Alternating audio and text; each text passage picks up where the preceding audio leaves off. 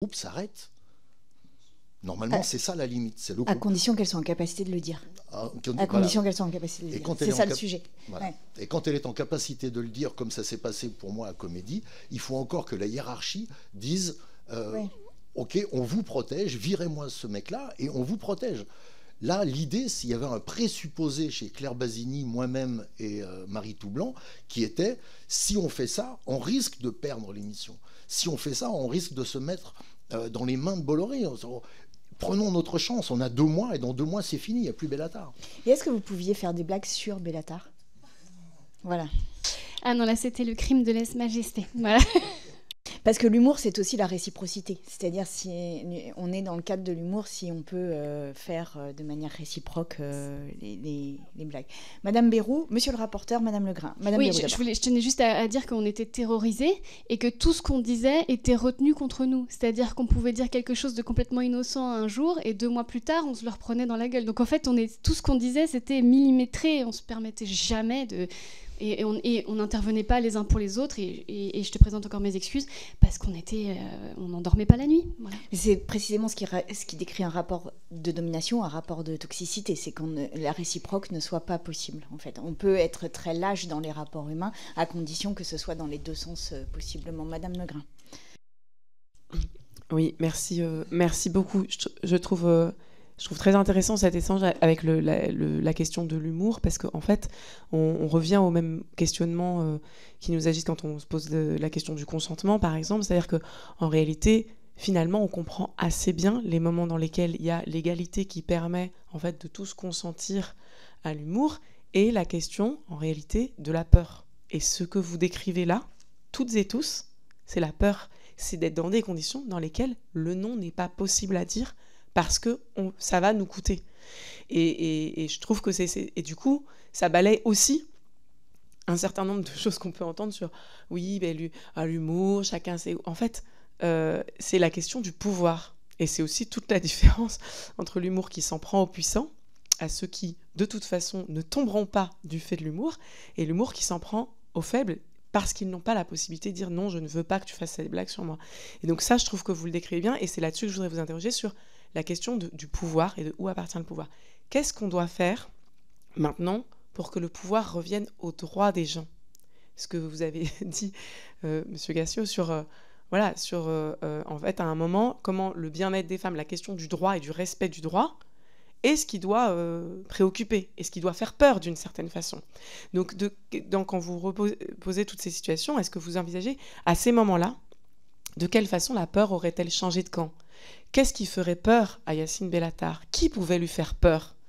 Et par quels moyens? Voilà. Et en réalité, c'est sur les relations de pouvoir, c'est quel est le pouvoir qu'on construit, le contre-pouvoir qu'on construit à l'abus dominant des gens. Donc c'est à ça qu'on essaye aussi de réfléchir, les pouvoirs qu'on se donne. Donc la présidente l'a évoqué, il y a quand même une question il y a quelque chose qui existe qui est quand même le code du travail, qui régule en fait, et qui normalement donne des obligations, et qui font que si ces obligations ne sont pas respectées, il y a un pouvoir de la société à démettre quelqu'un de ses fonctions. Donc c'est toutes ces chaînes-là. Comment est-ce que vous le voyez? Comment est-ce que vous avez vu des exemples à l'inverse, où en fait le pouvoir s'est inversé? Est-ce qu'aujourd'hui, on a les moyens de ça, parce qu'on entend aussi beaucoup, on sent que ça commence à faire peur, tout ce qui se passe, que la peur change de camp. Donc comment est-ce que ce pouvoir revient au droit, en fait, au respect du droit? Et peut-être un point aussi sur le lien avec la question de la personnalité, parce que ça, on l'entend beaucoup dans la commission d'enquête, dans le monde de la culture, parce que on sent qu'il y a aussi si vous pouvez nous aider à démêler ce qui est de l'ordre, en fait, du professionnel, du talent, oui, c'est un talent, mais professionnel, de la personnalité, parce qu'on entend beaucoup l'idée que ce serait associé, que quelque part, pour être talentueux, faut être une forte tête, et puis forte tête, au bout d'un moment, on se rend compte que le mot forte tête va être employé parfois par certains pour décrire quelqu'un qui est en fait dans l'abus, dans la violence. Donc sur ce démêlage-là, entre la personnalité et le talent. Merci. Qui souhaite répondre? Allez-y, je vous en prie. J'ai pas encore assez réfléchi sur qu'est-ce qu'on pourrait faire, mais quand même une piste. Moi, j'ai pas eu peur parce que mon pouvoir, c'est mon réseau. Et s'il y a une piste de réflexion à avoir sur le monde de l'audiovisuel de manière générale, c'est sur l'entre-soi. Je n'ai du réseau que grâce à ma famille. Au départ, alors après, je travaille et je me fais le mien, Mais au départ, ah ben, mon père a fait ceci, mon oncle a fait ceci, ma mère est attachée de presse, elle travaille encore, etc. Donc en fait, c'est uniquement ça mon pouvoir. Et c'est, j'en profite, mais je le dénonce aussi d'une certaine manière. C'est l'entre-soi de ce milieu qui fait que, ben oui, non, c'est clair que je n'avais absolument pas peur de Bellatar professionnellement. J'avais peur du taré qui pouvait débarquer chez moi et avoir des attitudes violentes, mais je n'ai jamais eu peur professionnellement parlant. Le seul petit bémol avec Yacine, c'est que c'est contact, séduction, manipulation, agressivité, et à la fin, c'est quand même l'accusation de racisme. Dans 90% des histoires, ou même 100% des histoires qu'il a, on est tenaillé entre valeurs actuelles et le pouvoir en place. En fait, il nous accuse de racisme, et peut-être que Nova avait peur de ça, parce qu'il allait monter au créneau en disant qu'on allait virer le seul arabe qui avait une émission, ou j'en sais rien, mais en tout cas, voilà, il joue sur ça, et il joue sur le racisme systémique de notre société. Donc, dans le cas de Bellatar, c'est quand même, voilà, on a été beaucoup empêchés par ça. C'est aussi une manière de l'assurer, son pouvoir. C'est-à-dire d'écarter toutes les personnes autour qui pourraient lui faire de l'ombre, c'est une manière d'écarter, de conserver son pouvoir. Madame Bayrou, vous vouliez répondre, et après Oui, d'ailleurs, je prédis que sa ligne de défense à cette audition sera l'accusation de racisme. Hein. Voilà, c'est gagné d'avance. Et pour répondre à votre question, moi, je vous aurais répondu il y a encore un an, naïvement, il faut témoigner, il faut parler à la police, il faut porter plainte. Sauf que M. Bellatar a été condamné à de la prison avec sursis pour menace de mort, et M. Bellatar a représenté la France au Maroc aux côtés de notre président Emmanuel Macron. Donc moi, j'arrive très pessimiste ce matin. J'aurais voulu avoir des solutions pour vous, mais malheureusement, je n'en ai pas. Voilà. Monsieur le rapporteur. Merci. Je voulais, parce que tout à... Oui, allez-y. Juste pour répondre à Madame Legrain, sur la personnalité, par exemple, sur les 3 femmes qui sont venues se plaindre, Aude Gonier-Goubert était un fort caractère, c'est-à-dire qu'elle l'affrontait. Les 2 autres, Maud Givert et Constance, c'était des femmes que j'avais engagées contre la vie et qui avaient une personnalité, mais qui n'était pas une personnalité de grande gueule. Maud, c'était une autrice très faux folle, enfin, je sais pas, je trouve pas le bon mot, mais qui travaillait dans un humour quand elle était en confiance, qui faisait des choses extrêmement douces et très drôles, absurdes, très rigolotes. Constance, elle pousse très très très très loin tous les sujets. Elle faisait des météos, elle a eu des problèmes monstrueux après à France Inter, où elle a fini une chronique seins nus, quoi. Mais c'était des personnalités qui n'étaient pas en force. C'était des personnalités, entre guillemets, douces et inventives. Donc ça me faisait... moi, j'adorais ça, parce qu'il y avait un mélange entre des choses plus agressives, des choses plus douces, des différences d'humour, de l'absurde. J'aimais bien ces différences-là. Lui, non. Lui ne travaillait qu'avec les gens qui aimaient travailler en force. Donc, effectivement, je connais un peu l'humour de Christine, et ça ne peut pas coller face à lui. Il va forcément rentrer dedans. Et qu'est-ce qu'on peut faire à ça ? C'est moi qui ai déclenché presque tout ça.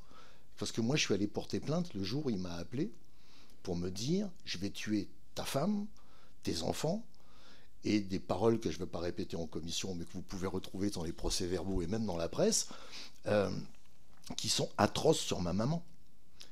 Et au téléphone, j'ai commencé à lui répondre sur le même ton, en lui disant « Mais c'était une bataille... » Enfin, vous dites ça entre vous, c'est une bataille de couilles, quoi. Voilà. Et puis très vite, au bout de 3 minutes, je me suis dit, mais il est fou. En fait, il est en boucle, il est taré, ce mec. Il y a un problème. Et donc, je lui ai dit, voilà, tu as ça de la main courante, là. Et il continue.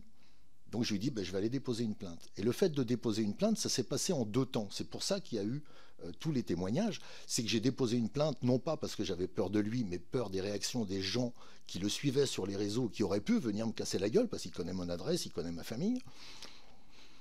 Et donc je dépose cette plainte, je dis ça à la police très tranquillement, ça prend une demi-heure, je signe mon machin et tout ça. Le lendemain matin, la police me rappelle, la patronne du 6e arrondissement me rappelle du gros truc en me disant « Vous pouvez revenir ?» Je dis oui, mais oui, si vous voulez, qu'est-ce qui se passe?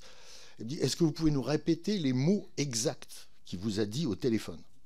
Je dis, je crois que je les ai dit. Donc on a fait un travail, j'ai fait un travail pour me souvenir encore. Et je dis, d'accord. Elle me dit, on a une quarantaine, depuis 10 ans, on a une quarantaine de témoignages avec les mêmes mots. Et c'est simplement parce que ma plainte est remontée chez le procureur très vite, parce que c'était marqué Gassio dessus, et que le procureur a dû prendre la plainte, c'est marqué Gassio, et se dit, ah, qu'est-ce qu'il a fait encore, lui? Parce que généralement, c'est moi qui suis emmerdé, mais qu'est-ce qu'il a fait? Ah ben non, tiens, il fait, ah, mais il dit, mais on n'a pas des choses là-dessus, et ils vont chercher, et il me rappelle le lendemain. Et donc, du coup, il est mis en garde à vue. Là, il a interrogé 48 heures, il passe 24 heures chez le juge. Il va, effectivement, ce que dit Christine, il y a au tribunal, et les seuls qui peuvent, dont le témoignage est retenu, c'est 4 mecs. Il n'y a pas une fille. Alors qu'au départ, ça parle de 40 nanas. Moi, on me dit, il y en a 40. Alors, il s'avère qu'il y en a une vingtaine. Mais c'est 4 mecs.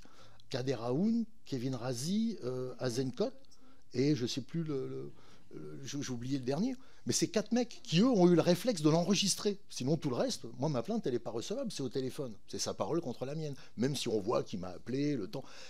Donc, ce qu'il y a à faire, c'est forcément faire ça, faire des procès, qu'il y ait une jurisprudence qui leur fasse peur.